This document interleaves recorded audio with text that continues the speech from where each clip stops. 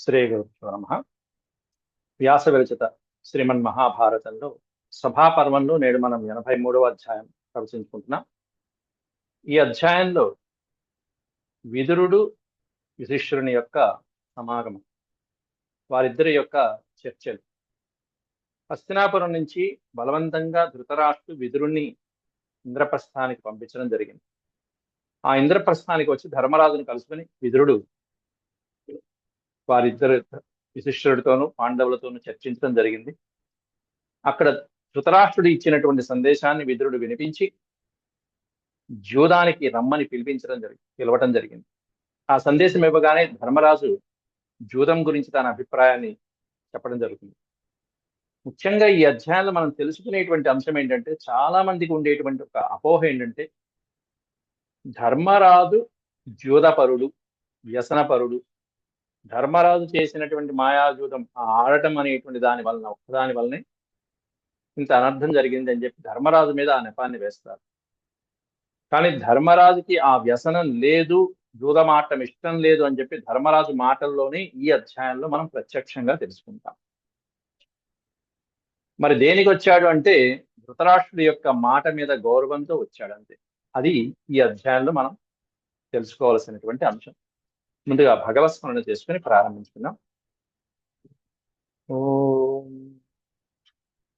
శుక్లాంబరధరం విష్ణుం శశివర్ణం చతుర్భుజం ప్రసన్నవదనం ఛాయే సర్వవిఘ్నోపశాంతయే వ్యాసం వసిష్ఠనప్తారం శక్తే పౌత్రమకల్మషం పరాశరాత్మజం వందే సుఖతాతం తపోనిధిం వ్యాసాయ వ్యాసరూపాయ విష్ణవే నమో వై బ్రహ్మనిధయే వాసిష్ఠాయ నమో నమః. నారాయణం నమస్కృత్య నరం చైవ నరోత్తమం దేవీం సరస్వతీం వ్యాసం తతో జయముదీరయేత్.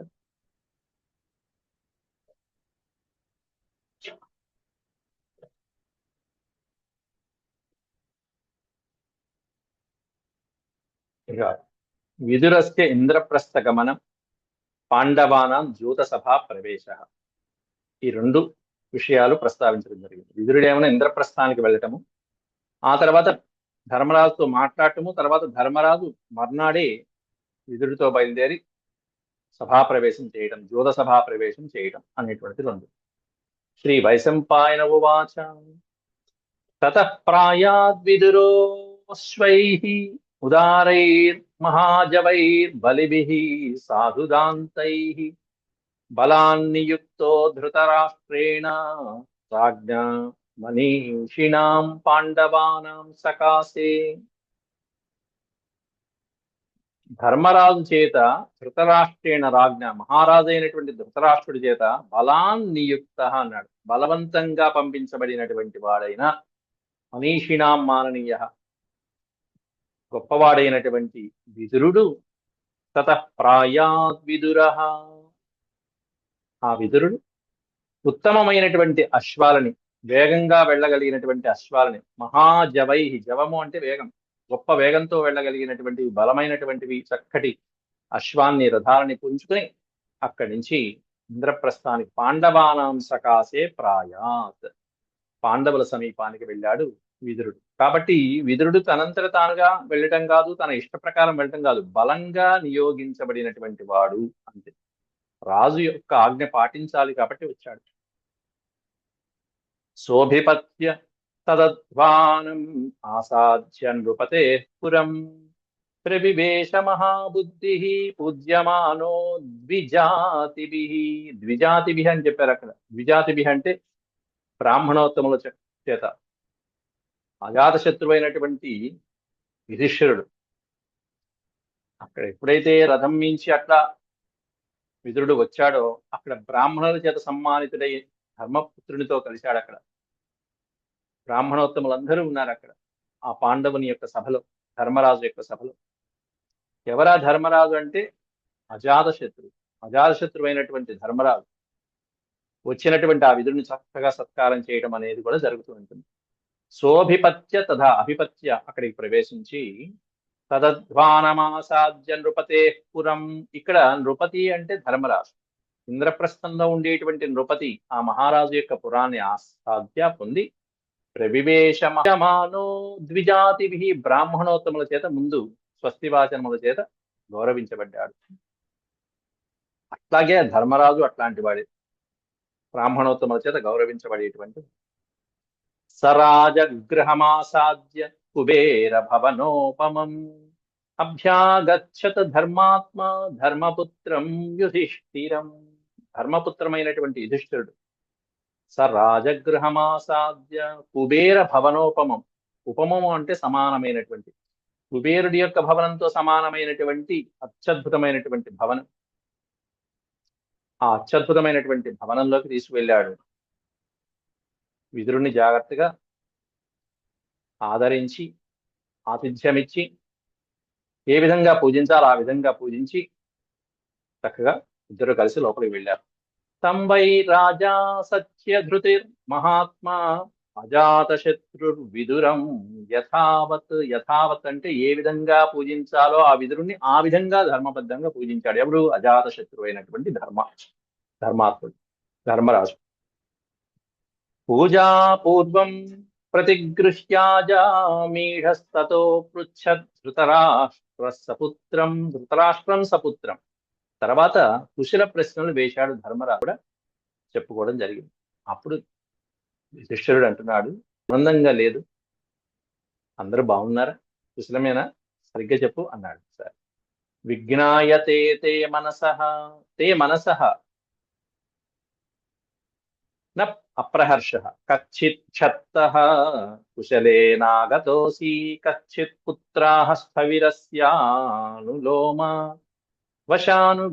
వశానుగాశ్చాపి విశోధ కచ్చిత్ అంటూ ధర్మరాజు వెంటనే పసిగట్టి మరి అడుగుతున్నాడు, ఎందుకో నీ మనసు నీ ముఖ కవళికలు ప్రసన్నంగా నాకు కనిపించటం లేదయ్యా, అందరూ కుశలమే కదా అంటూ అడుగుతున్నాడు. కచ్చిత్ క్షత్త కుశలేనా?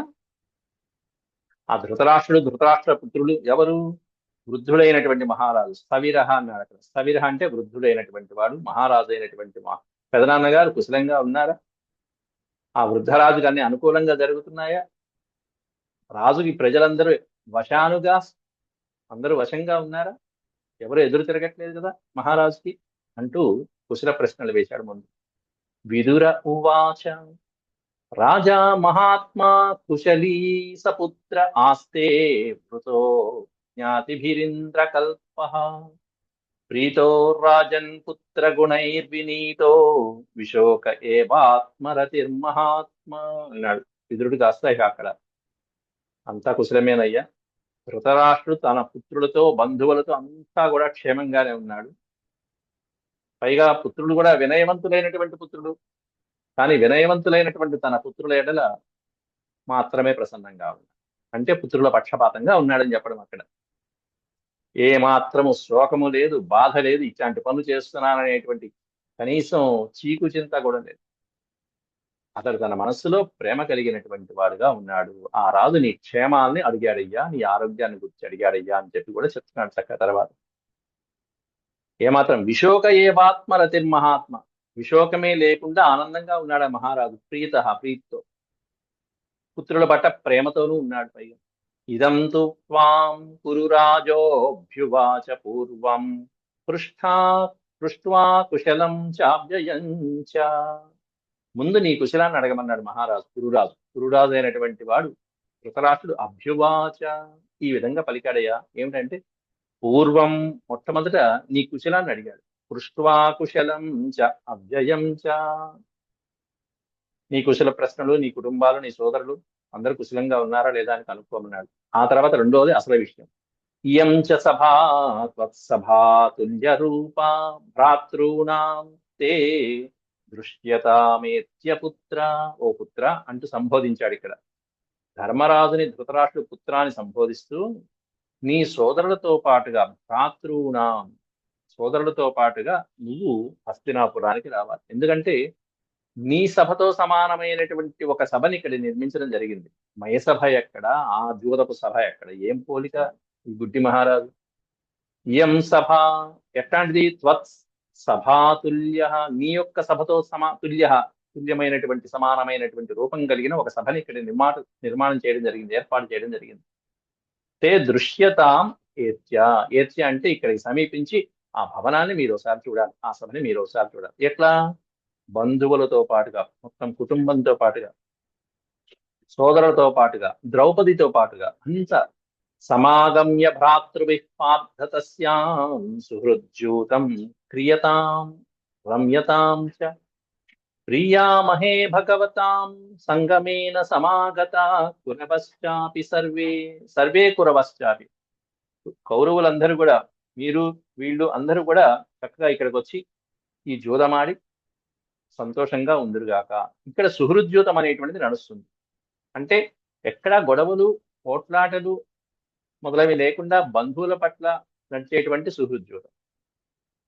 ఎక్కడ అధర్మానికి ఆస్కారం లేకపోతే దాన్ని సుహృద్యూతం అనాలి, కానీ ఆడిందే అంత అధర్మం, దాన్ని సుహృద్యూతం అనకూడదు, ఇంకా అనగక్కల్లా. కాబట్టి ఇక్కడికి వచ్చి సమాగమ్య భ్రాతృభి, సోదరులతో పాటుగా, ఓ పార్థ, ఓ ధర్మరాజా, తస్యాం సుహృద్యూతం, ఆ సభలో నువ్వు కూర్చుని సుహృద్యూతం క్రియతాం రమ్యతాం, నీ బంధువులతో పాటు, నీ సోదరులతో పాటు చక్కగా స్నేహంగా ప్రియంగా ఉండేట్టుగా సరదాగా చక్కగా జూదమాడుతుంది. చూడు, సరదాగా జూదమాడు అన్ని పోవటానికి. అట్లా సుహృద్యూతం అని పేరు పెట్టారే గాని ఎంత భయంకరమైనటువంటి సన్నివేశం ఆ సభ. ఇష్టమైనటువంటి నీ మిత్రులతో కూడి ఆ మనసుకి ఆనందాన్ని కలిగించేటువంటి సుహృద్యూతం, దాన్ని ఆడి నువ్వు సంతోషిస్తూ ఉంటే నిన్ను చూసి మేము సంతోషిస్తామయ్యా అన్నట్టుగా చెప్తున్నాడు. ప్రియామహే భవతాం సంగమేన, నీ రాకతో మేమందరం సంతోషిస్తాం.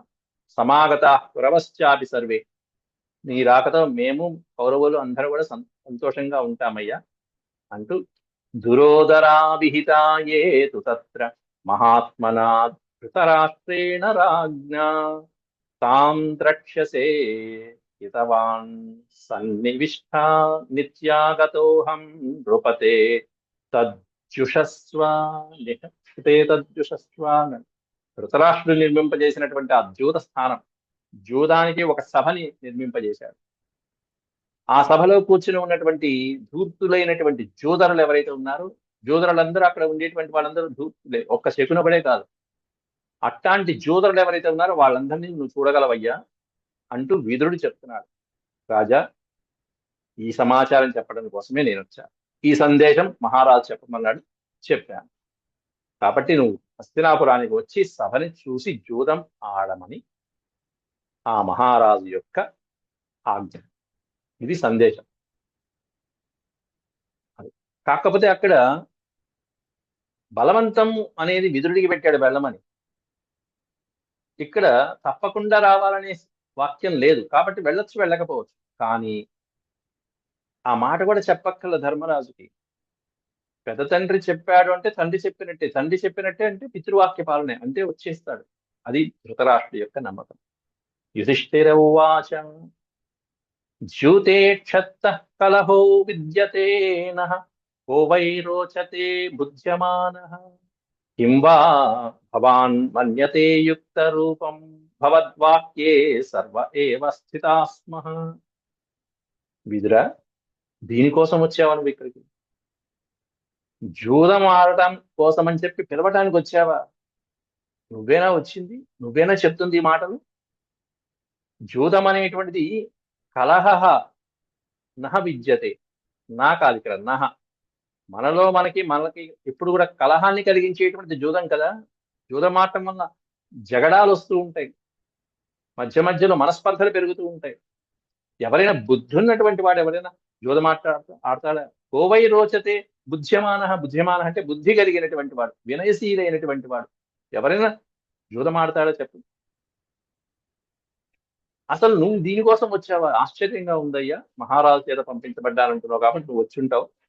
అది సరే, ముందు నీ విషయం చెప్పు, నీ అభిప్రాయం చెప్పు దీంట్లో. అది వెళ్ళటం సరే, వెళ్ళటమా తర్వాత ముందు నీ అభిప్రాయం చెప్పు. ఎందుకంటే మేము నీ ఆజ్ఞ ప్రకారం నడుచుకుంటాం, నీ ఆజ్ఞ మాకు శిరోధారి అన్నాడు ఒకసారి. కింవా భవాన్ మన్యతే యుక్త రూపం, ఇది యుక్తంగా తోస్తుందా నీకు? వచ్చి ఇలా జూదానికి మమ్మల్ని పిలుస్తున్నావు, ఇది నీకు యుక్తమేనా? భవద్వాక్యే సర్వ ఏవ స్థితా స్మః. స్మః అంటే మేమందరం నీ మాట మీద గౌరవం ఉంచి మేము ఉంటాం, కాబట్టి నువ్వేం చెప్తావు చెప్పన్నాడు. ముందు విదురుడి అభిప్రాయం తెలుసుకుంటున్నాడు. ఎందుకంటే ఈయన ధర్మరాజు అయితే ఆయన ధర్మరాజే. యమధర్మరాజు యొక్క అంశతో పుట్టినవాడు విదురుడు. విదురవువాచ జానామ్యహం ద్యూతమనర్థమూలం. మొదటి వాక్యంలోనే పెట్టేశాడు సమాధానం. తేల్చేయడం అంతే, సాగదీయక్కల. ద్యూతం అనేటువంటిది అనర్థానికి మూలం, మనస్పర్ధలకి మూలం, జగడాలకి, యుద్ధాలకి మూలమైనటువంటిది ద్యూతం అనేది. జానామి, ఆ విషయం నాకు తెలుసయ్యా ధర్మరాజా. జానామ్యహం ద్యూతమనర్థమూలం కృతశ్చ యత్నోస్త్య మయా నివారణే. రాజా చ మాం ప్రాహిమోత్వత్సకాశం శ్రుత్వా విద్యశ్రేయ ఇహాచరస్వ. ఆయన చెప్తున్నాడు, అది జూదం అనేటువంటిది మనస్పర్ధలకి దారి తీస్తుంది, ఇది ఆడకూడనటువంటిది అనర్థాలకి దారి తీస్తుంది అని చెప్పి తెలుసుందయ్యా. కానీ దానిని ఆపడానికి కూడా నేను ప్రయత్నించాను. అక్కడ ధృతరాష్ట్రుడికి చెప్పాను, దుర్యోధనుడికి చెప్పి కృతశ్చ యత్న అస్య నివారణే. దాన్ని నివారించడానికి కూడా ప్రయత్నం చేశాను, చక్కగా చెప్పాడు. కానీ వాళ్ళు వింటేగా అక్కడ మూర్ఖులు ఇద్దరు. ఆ మహారాజుడు చివరికి ధృతరాష్ట్రుడు నన్ను బలవంతంగా నీ దగ్గరికి పంపించాడు, ఏమీ చేయలేక వచ్చేసాను.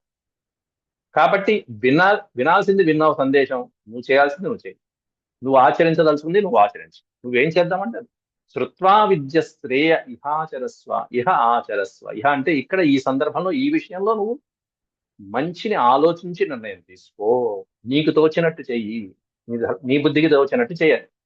ధర్మరాజుకి ఛాన్స్ ఇచ్చేశాడు. ఆ తర్వాత ఇక్కడ ధర్మరాజు అంటున్నాడు, కే ధర్మరాజ ఉవాచ యుధిష్ఠిర ఉవాచ కే తత్రాన్యే హితవా దివ్యమాన వినా రాజ్ఞో ధృతరాష్ట్రస్య పుత్రైః పృచ్ఛామి త్వాం విదుర బ్రూహిణస్తాన్ యైర్దీవ్యామః శతశః సన్నిపత్య. ఇక్కడ అసలు విషయం అడుగుతున్నాడు. సరే, అది సరే, నా నిర్ణయం సరే, ఇంకొక ప్రశ్న అడుగుతానయ్యా. అక్కడ జూదం ఆడేవాళ్ళు ఎవరున్నారు చెప్పన్నాడు. జూద సభకి రమ్మన్నావు, సభ నిర్మించారన్నావు, జూదం అంటున్నావు. కాబట్టి సభ ఉంది, జూదం ఉంది, ఈ రెండే చెప్పాడు. కాబట్టి జూదం ఆడటం కోసమే ఒక పెద్ద సభని నిర్మించి ఒక గ్యాలరీలు, ఆడియన్స్ అందరినీ పెట్టామని అర్థమైపోయింది. మహాత్మా, అసలు అక్కడ ధృతరాష్ట్రుని పుత్రులు దుర్యోధనాదులే కాకుండా ఇంకా ఎవరెవరు ఉన్నారు? ఈ జూదం ఆడేటువంటి ధూర్తులు ఎవరున్నారు? జూదరులు ఎవరున్నారు? అక్కడ వాళ్ళతో నేను ఏ విధంగా పందాలు వడ్డి మాకు జూదం ఆడవలసి ఉంటుందో వాళ్ళ పేర్లు నీకు తెలుసు చెప్పన్నారు. కే అంటే ఎవరు? తత్ర అన్యే హితవాహం, మోసకారులైన వాళ్ళు, జూదరులు ఎవరైతే ఉన్నారో వాళ్ళు ఎవరు? వినా ధృతరాష్ట్రస్య పుత్రై. సరే, ధృతరాష్ట్రుడి పుత్రులు తెలుసు నాకు, వాళ్ళు కాకుండా ఇంకెవరున్నారు చెప్పు, ఎవరన్నా కొత్త వాళ్ళు వచ్చారా అంటూ విదురుణ్ణి అడిగితే విదురుడు సవినయంగా సమాధానం చెప్తున్నాడు. విదురవువాచ, ఉన్నారయ్యా. గంధార రాజ, గంధార కాదు గాంధార అని ఉండాలి. గాంధార రాజశకునిర్విశాంపతే రాజాతి దేవీ కృతహస్తో మతాక్ష వినింశతి చిత్రసేనశ్చ రాజా సత్యవ్రత కురుమిత్రో జయశ్చ. ఇది అసలు విషయం. ఎందుకు లేరయ్యా, అక్కడ మహానుభావులు అందరూ ఉన్నారు. జూదకళలో మహాచతురుడైనటువంటి శకుని గురించి నీకు ముందే తెలుసు. ఆ శకుని ఉన్నాడు అక్కడ, సిద్ధంగా ఉన్నాడు. అక్ష విద్యంతో తెలిసినటువంటి వాడు.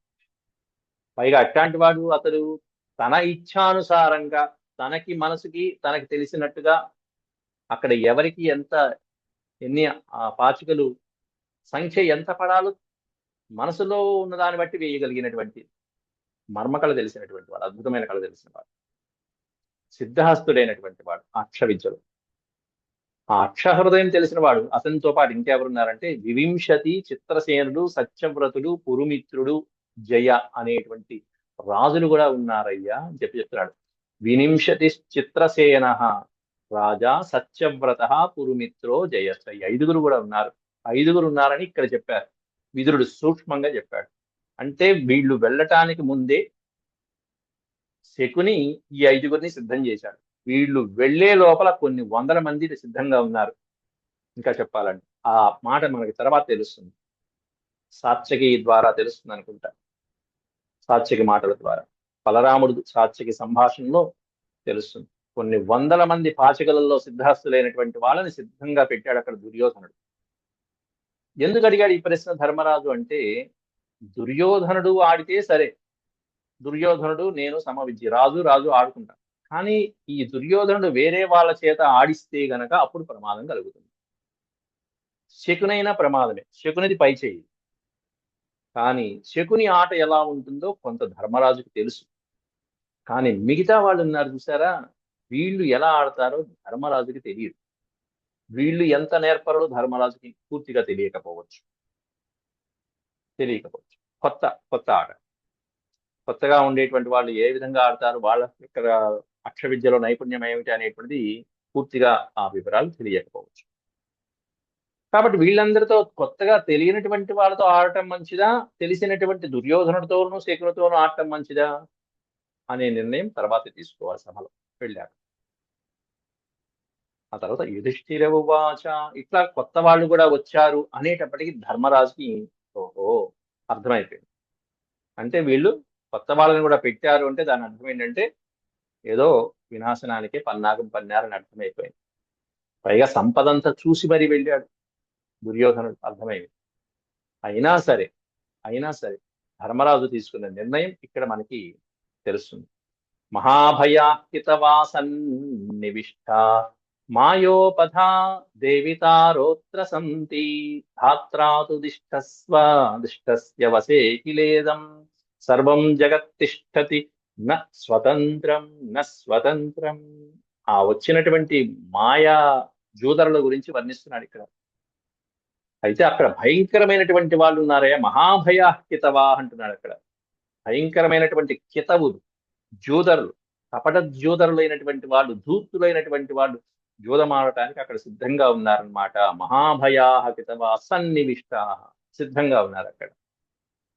మాయోపధ, అనేక రకాలైన మాయలతో కూడినటువంటి మార్గాలతో పక్క వాళ్ళని ఓడించడానికి సిద్ధహస్తులైనటువంటి వాళ్ళు వాళ్ళందరూ కూడా. చివరికి ఇంకేం చేస్తాం, దైవం ఎట్లా నిర్ణయిస్తే అలా, దైవాజ్ఞ ఎలా ఉంటే అలా. ఎందుకంటే ప్రపంచమంతా దైవాధీనమే కాబట్టి మన స్వతంత్రం అంటూ ఏది ఉండదు. కాబట్టి అయితే ఇక తన నిర్ణయం ఏమిటి అంటే, ఇక నా నిర్ణయం అడుగు కాబట్టి చెప్తున్నానయ్యా విదురా, నాహం రాజ్ఞో ధృతరాష్ట్రస్య శాసనాన్న గంతుమిచ్ఛామి కవే దురోదరం. ఇది అద్భుతమైనటువంటి, పుత్రుడు కాకపోయినా కూడా ధృతరాష్ట్రుడి పుత్రుడైన దుర్యోధనుడు కూడా తండ్రి మాట వినడు గాని పెదనాన్న గారి మాట దుర్యోధనుడు ఎలా వింటాడు అనటానికి నిదర్శనాలు ఇవన్నీ కూడా. ఇక్కడి నుంచి అనుశాసన పర్వం దాకా, అనుశాసన పర్వం ఏమిటి, ఇంకా వాళ్ళు ధృతరాష్ట్రాదులందరూ కూడా అరణ్యవాసంలో చేయటానికి వెళ్ళిపోయిన తర్వాత చనిపోయేదాకా కూడా తండ్రి మాట ఎలా పాటించాడు అనేటువంటిది ధర్మరాజు నుంచి నేర్చుకోవాల్సిన అంశం. తండ్రి లాంటి వాడు తండ్రి, పెదనాన్న, ఆయన చెప్పినటువంటి మాటని ఎలా ఆజ్ఞని ఎలా శిరసా వహిస్తున్నాడు అనేది ఇక్కడ మనం తెలుసుకోవాలి. నాహం రాజ్ఞో ధృతరాష్ట్రస్య అంటే ధృతరాష్ట్రుని యొక్క ఆజ్ఞ అనేటువంటిది, ఆజ్ఞ చేత జూదమాడటానికి నేను తప్పకుండా వస్తా జూదమాడటానికి. దానికి కారణం ఏంటంటే ధృతరాష్ట్రుడి యొక్క వచనాలు. ఎందుకంటే ఆయన నాకు తండ్రితో సమానమైన పుత్రుడికి తండ్రి ఎప్పుడు కూడా ప్రియమే చేస్తాడు, అప్రియం కలిగించాడు అనే నమ్మకంతో వెళ్తున్నాడు. ఆయన నాకు తండ్రి, పాండురాజు మరణించాడు, పెద్ద తండ్రి, కాబట్టి నా ప్రియాన్నే కలిగిస్తాడు.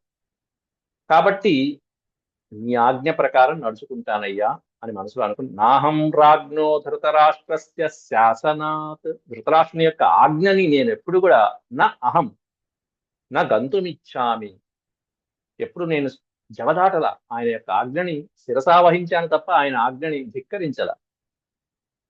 ఇష్టోహి పుత్రస్య పితా సదైవ, ఎప్పుడు తండ్రికి కుమారుడంటే ఇష్టమే ఉంటుంది కదా. పుత్రస్య ఇష్ట ఏవ సదా, వాడు ఎట్లాంటి వాడైనా సరే. కాబట్టి నా తండ్రి అయిన ధృతరాష్ట్రుడు నాకు కూడా హితమే చేస్తాడు కానీ అహితం కలిగించడు, అధర్మం చెయ్యడు అనే నమ్మకంతో పాపం వెళ్తున్నాడు అమాయకుడు ధర్మరాజు. ఎందుకంటే తదస్తి కర్త విదురాత్తమాం యథ. విదుర ఆత్మమాం యథ. ఓ విదుర, నువ్వు ఎలా చెప్తే అలా, ఆయన చెప్పినటువంటి ఆజ్ఞని శిరసావహిస్తాను, పద వెళ్దాం. ఆయన రమ్మన్నాడు, వెళ్దాం పద. నచాకాం. ఇంకొక విషయం చెప్తున్నాడు, ఇది చాలా ముఖ్యమైన 2 శ్లోకాలు. ధర్మరాజు యొక్క అంతరంగం. జూదం మీద ఎవరైనా సరే ధర్మరాజు జోదరి అన్నటువంటి వాళ్ళకి నోళ్లు మూయించవలసినటువంటి శ్లోకాలు ఈ 2 శ్లోకాలు. ఒకటేంటంటే తండ్రి యొక్క ఆజ్ఞ శిరసా వహిస్తున్నాడు, పెదనాన్న గారి యొక్క ఆజ్ఞ, తన తండ్రి లేకపోయినా పెదనాన్న యొక్క ఆజ్ఞ. రెండోది ఏంటంటే 2వ శ్లోకంలో తనకి జూదమాటం అనేది ససేమిరా ఇష్టం లేదని చెప్తున్నాడు. ఇక్కడ బలవంతంగా ఆడిస్తున్న ఆట ఇది. నచాకామః శకునినా దేవితాహం నచేన్మాం జిష్ణురాహ్వాయితా సభాయాం ఆహూతోహం న నివర్తే కదాచిత్ తథాహితం శాశ్వతం వై వ్రతం మే. రెండో కారణం ఏమిటంటే నాకు అసలు నచ అకామః, నాకు దీంట్లో కోరికే లేదు అన్నాడు. జూదమాటం అనేటువంటిది నాకు దాంట్లో ఆసక్తి లేదు. జూదమాటం నాకు సరదా కాదు, ఓడిపోవడం సరదా కాదు, ఆడటం సరదా కాదు. జూదమాటం అనే దాని మీద నాకు అసలు కోరికే లేదన్నాడు. నచా అకామః, నచాకామః, కామః నా కోరిక లేదు దీన్ని అని స్పష్టంగా చెప్పేశాడు అక్కడ. నచాకామః. అంతేకాకుండా అక్కడ ఆడేటువంటి వాడు ఎవరున్నాడు? శకుని ఉంటాడు ముఖ్యంగా. ఆ శకునితో ఆడాలి ఇప్పుడు నేను అక్కడ. అక్కడ ధృతరాష్ట్రుడు పిలవకుండా ఉంటే వెళ్ళేవాడిని కాదు. కావాలని వెళ్ళి శకుని దా మన ఇద్దరం కూర్చొని ఆడుకుందామని చెప్పి పిలవలేదు కదా దుర్యోధనుడు. ధర్మరాజు ఏం పిలవలేదు కదా. అందులో శకునితో కూడా ఎప్పుడు జూదం ఆడలేదు కదా ధర్మరాజు. అది కూడా చెప్తున్నాడు. నచేన్మాం జిష్ణురాహ్వాయితాం సభాయాం ఆహూతోహం న నివర్తతే కదాచిత్. నచాకామః తర్వాత పదం ఏందో చూడండి. శకునినా దేవితాహం న. ఇంతవరకు నేను శకునితో ఆడలేదు. దేవిత అంటే పంచం వేసి ఆడటం, జూదం ఆడటం. అహం శకునినా, శకునితో న దేవిత. ఇంతవరకు నేను శకునితో ఎప్పుడు ఆడలేదు. వెళ్ళకుండానే శకునితో ఆడాల్సి వస్తుందనేది అర్థమైపోయింది ధర్మరాజు ఎవరెవరు ఉన్నారని. అంతేకాకుండా అకామః అన్నాడు. నాకు కోరిక ఉందా దీంట్లో? కోరిక లేదు నాకు. కామః అంటే కోరిక ఉన్నది అని అర్థం. పక్కన చా ప్లస్ అకామః అనే పదం ఉంది అక్కడ. అంటే దాని అర్థం ఏంటంటే నాకు దీంట్లో కోరిక లేదు. శకునితోనూ ఎప్పుడు కూడా నా దేవిత, ఎప్పుడు నేను ఆడలేదు. నచేన్మాం జిష్ణురాహ్వాయితాం. అట్లాంటి నన్ను ఈ రోజు సభకి పిలిపించాడు. కేవలం ధృతరాష్ట్రుడి యొక్క మాట మీద, ఆజ్ఞ మీద నేను ఆహూత పిలిపించాడు కాబట్టి వాళ్ళు పిలిచారు. అంతేగాని వాళ్ళని నేను సభకి పిలిచి రండి ఆడుకుందామని నేనెప్పుడు పిలవల, నేనెప్పుడు ఆడల. వాళ్ళతో అసలు ఆడను. ఆట నాకు ఇష్టం లేదు. ఇంత క్లియర్ కట్ గా చెప్పేస్తున్నాడు ధర్మరాజు. అయినా వెళ్ళవలసి వస్తున్నది. అంటే మనసులో ఇష్టం లేకపోయినా తండ్రి యొక్క ఆజ్ఞ శిరసా వహించి బయలుదేరుతున్నాడు. మూడో కారణం, రెండోది ఇష్టం లేదు, మూడో కారణం ఉంది. ఏమిటంటే తథాహితం శాశ్వతం వై వ్రతం మే అన్నాడు ఇక్కడ. నాకు ఒక వ్రతం ఉంది. వ్రతం అంటే నియమం. ఆ నియమాన్ని ఇక్కడ హైలైట్ చేస్తున్నాడు. పిలిచినప్పుడు నేను ఎప్పుడూ కూడా వెనకడుగు వెయ్యను. ఇది నా నియమం. రాజులు ఎప్పుడు కూడా ఇలాంటి పద్ధతులతోనే ఉంటారు. ఏ రాజైనా అంతే. ఒకరు యుద్ధానికి పిలిచారంటే ఇప్పుడు కాదు నేను రాను, తర్వాత వస్తాను అని ఎప్పుడు వెనకడుగు. అలాగే ఏ కళల పట్లైనా సరే అలాగే ప్రవర్తిస్తారు రాజులు. అందులో ఇది ఆట క్రీడ, జూత క్రీడ.